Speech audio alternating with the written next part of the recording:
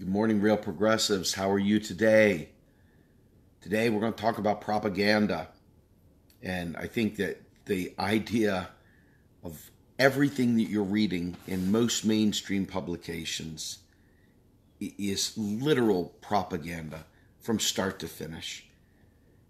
I remember there was a time where I used to be able to send articles from The Atlantic or the New York Times or CNN or MSNBC, and I would send them out with great confidence that what I was sending out was correct. I had in my mind no doubt that what I was sending out was like absolutely truth.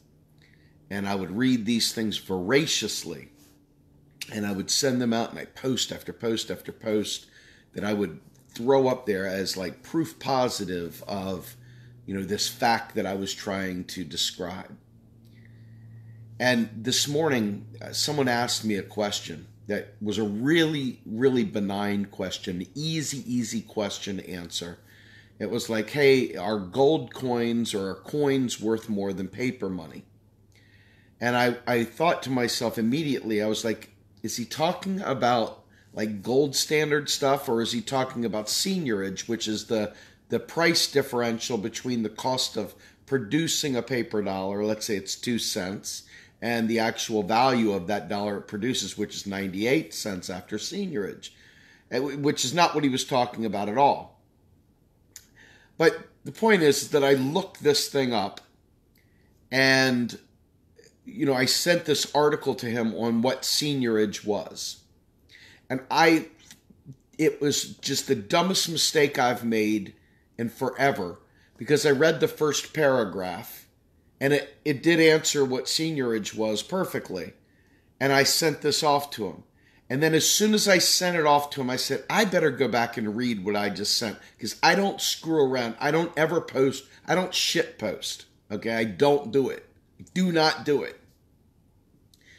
So I went back and read it, and literally every single word of this article was a lie, like a verifiable lie.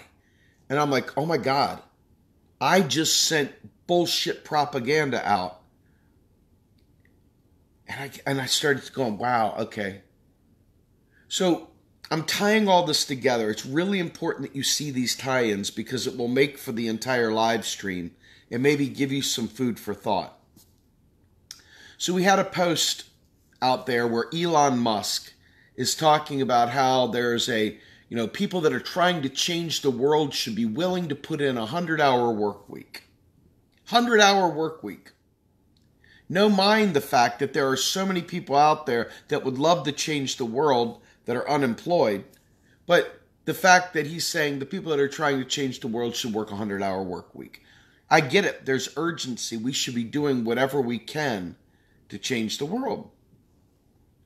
But naturally, people were saying, hey, we shouldn't be focused on, 100-hour work weeks. We should be focused on, making it more inclusive, bringing more people to work instead of leaving so many out in the cold. And then there was others that were saying, you know what, we should stop being so hard on Bill Gates. Without Bill Gates, there would be no Pan-African, Sub-Saharan, AIDS help and all this crap. And I'm thinking to myself, holy shit, neoliberalism just won right there, because the deification of the rich is exactly what neoliberalism strives to do. We need the rich, right? We can't solve these disease problems and malaria and all that stuff without having a benevolent God like Bill Gates, or a benevolent God like Elon Musk driving us to the finish line, or a benevolent God. And we create these narratives, and they show up in every one of these publications. Everything we send out is furthering this mission. It's furthering this lie. And you've got to really read with a very, very, a discerning eye, because you're putting crap out there and you don't even realize it. I'm saying I've done this, okay? And so you wonder how we're going to defeat neoliberalism. And you wonder how we're going to do all these things. You're wondering why a politician A is saying things in a certain way. And you wonder why other people are saying them in a certain way.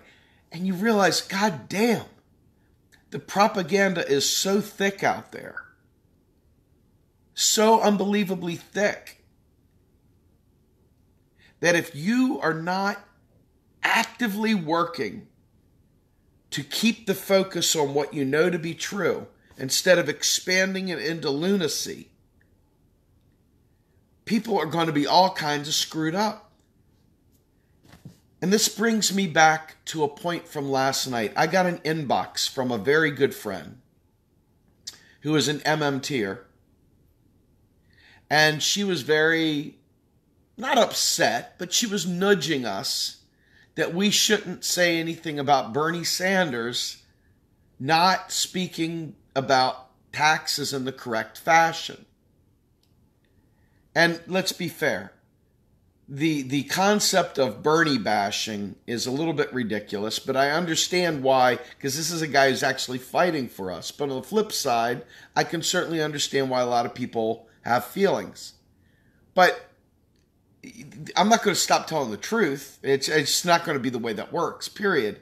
But it was in that moment that I realized, and I've realized this for a long time, but I really, really realized right then and there, the political brain fart, the political protectionism over heroes and deities and stuff like that far surpasses anyone's desire for truth. And so when a politician is running for office, they need to be loved to get elected. It's not that they're telling you the truth. I hate to break this to you, and it's killing me. But I'm realizing point blank, truth tellers don't get elected to office.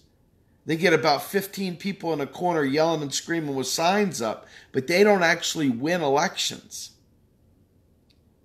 And this is the worst thing I've ever experienced, realizing that.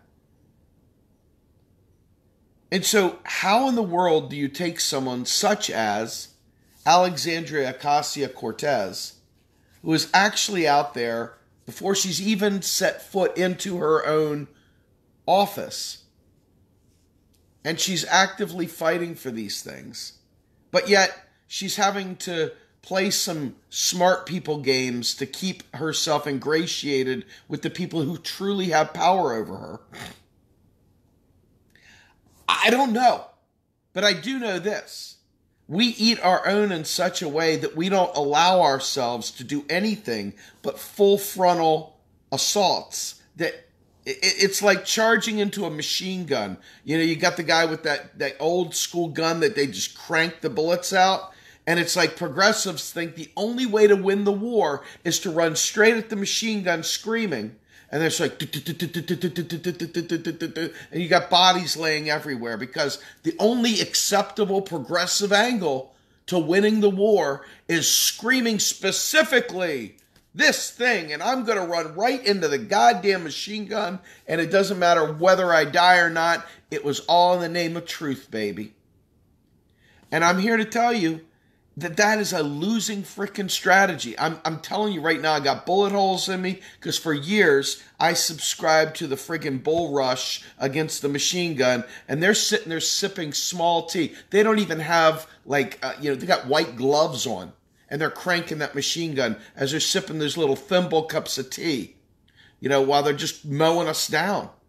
Mowing us down, because damn it, we're screaming and we're yelling and we're running full force. And it's like, there's got to be a better way. We've got to get ourselves to a point where we stop demanding that everybody be this bull in a china closet version of the politics that we like. We've got to learn that there's got to be a way to be smart and less lazy. Because that's laziness. That's intellectually lazy. To just think that running straight forward is the only way. And if you go back, I don't know how many of you have seen the movie World War Z with the zombies, the old Brad Pitt garbage flick, right? Well, you've got the zombie horde crashing into Israel. They're stacking up bodies, and they just keep stacking them up until they start climbing over the dead bodies to get in to the city. I mean, that's what it feels like we're trying to do. Maybe if we throw enough bodies at this thing that we'll eventually climb over top of it and win. And I'm just not seeing that. I'm not seeing that. It's going to take a different tact than just blunt force trauma. I'm absolutely, positively sure of it. I've seen absolutely 0% proof that running headfirst into a machine gun wins anything. So the propaganda is thick. That means the minute that you criticize a party, that means the minute that you criticize their favorite politician, they stop hearing you. They stop listening to you because they're just running straight into that damn machine gun. Don't criticize their heroes. Don't criticize their gods that they've created. Don't criticize their godlike party they've created because it's like a religion and you will offend them and they won't hear you. They won't hear you. It doesn't matter whether you're right or wrong. It doesn't matter how truthful you are. It doesn't matter how woke you are. What's happening, unfortunately, is that we have to find a way to meet people where they are. It's not about how we want it to be necessarily, but it's about whether we want to win or lose. Whether we feel like survival of the species is worth trying something other than running face first into a machine gun, wrapping our mouth around the machine gun, and then cranking the gun for them. That's what we're doing. Now, you can tell me I'm wrong, but I'll be waiting for you to prove me wrong. Because I can tell you right now, I don't believe I'm wrong. I don't believe I'm wrong at all here. In fact, I don't want to deep throat a damn machine gun. And that's what people that are driving headfirst in there, they put the stupid memes up, they put the harsh memes up, cutting down the people that are fighting the battle. Bottom line is that how do you expect to impact legislation if the very people who are fighting for what we're fighting for don't have any choice, no choice, but to go running face first into the machine gun to make you feel like they're on your team? If you don't see them like taking bullets in the face, dismemberment and everything else, all in the name of charging straight forward, forget moving lateral, forget moving diagonal, just straight forward. If that's the only version of a politician or an activist or media that you can handle, we lose. We lose. And it just took a lot of freaking pain and suffering and reading that stupid article this morning about seniorage. Do you see how weird it is to tie all this back to that article of seniorage? I sent one article to explain one very basic concept about how much it costs to produce a piece of paper dollar and the amount of difference between the cost to print that dollar and the cost of the actual value stored in that dollar, which is 98 cents. Just hypothetical, right? And then all the garbage I sent beneath it. If this guy read that, and I went right back in, I said, listen, not a single word that was in there is true. God bless, I read the whole thing, and I want to throw up that I sent it to you. But the truth is, most people won't bother doing that level of due diligence. Most people won't apologize for sending a shit post out about Alexandria Ocasio-Cortez. Most people won't apologize for defaming people that are working their asses off, using a different method than the face first into the machine gun approach. Most people won't make any apologies for that. Most people won't retract really ridiculous or, acerbic and strident statements that are meant to literally just destroy credibility. Most people won't retract any of that. So what you have is a continuation of self-inflicted gunshot wounds to the junk sack.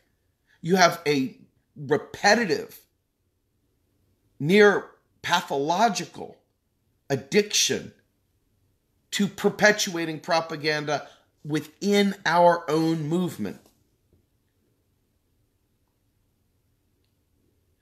I had a stream yesterday talking about stay on the issues. Stay on the issues. Because the minute you start talking about politicians is the minute that you are now having to talk about compromise. You're now talking negotiations. You're now talking about, party bullshit. You're talking about all kinds of nonsense that literally deviates from any manner of truth whatsoever. I personally don't like talking politics at all. I don't like even talking about parties. It drives me freaking nuts to see the bullshit.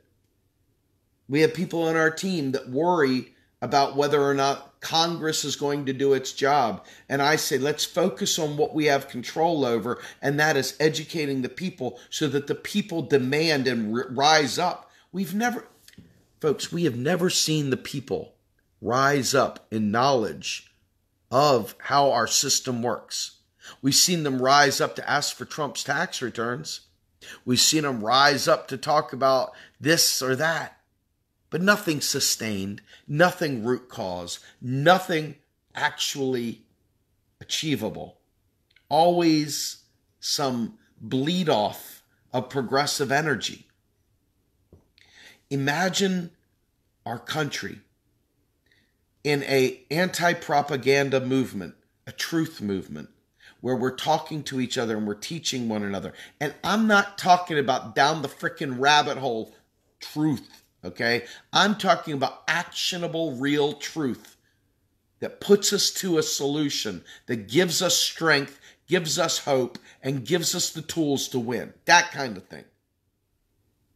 Not the one that makes us feel like victims truth. The one that makes us feel like conquering heroes truth, that we have a prayer, that we have a chance, that there is a way for us to do this. That kind of truth. Because there is that kind of truth, and we tend not to focus on it. We tend to focus on these little teeny do-nothing nonsense, bullet points, or, oh, she misspoke, or, oh, he did this, and I'm telling you right now, it just furthers the propaganda, and it makes all those lies that we read in all those publications that much more powerful.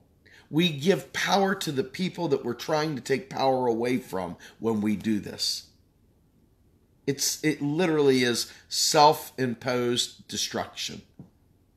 And I'm here to tell you, if we want to see change, we've got to keep it factual, but we've got to understand that facts don't mean running face first into a machine gun. It means learning how to operate within the system, learning how to operate outside the system, and learning when the two can mate to make a maximum impact. You can't just run face first into a machine gun and expect to win. That's the message for the day, folks. Thank you very much for joining us. If you would like to, please share this around. It'll be on YouTube a little later. We'd like you to follow us on YouTube very much. We're going to start moving more of our live streams there. And folks, if you'd like to volunteer, of course, we always have room for volunteers. What you see in these videos is but a small microcosm of what it is that we're doing. We've got a large organization in behind us that's working to build podcasts, working to build education, working to build activism, working to build a whole host of things from writing, you name it. Please, by all means, raise your hand, be accounted for. We're looking for you. And if you have a few bucks to spare, we could always use donations. Thank you very much. I'm Steve Grumbine with Real Progressives. Have a great day, everyone.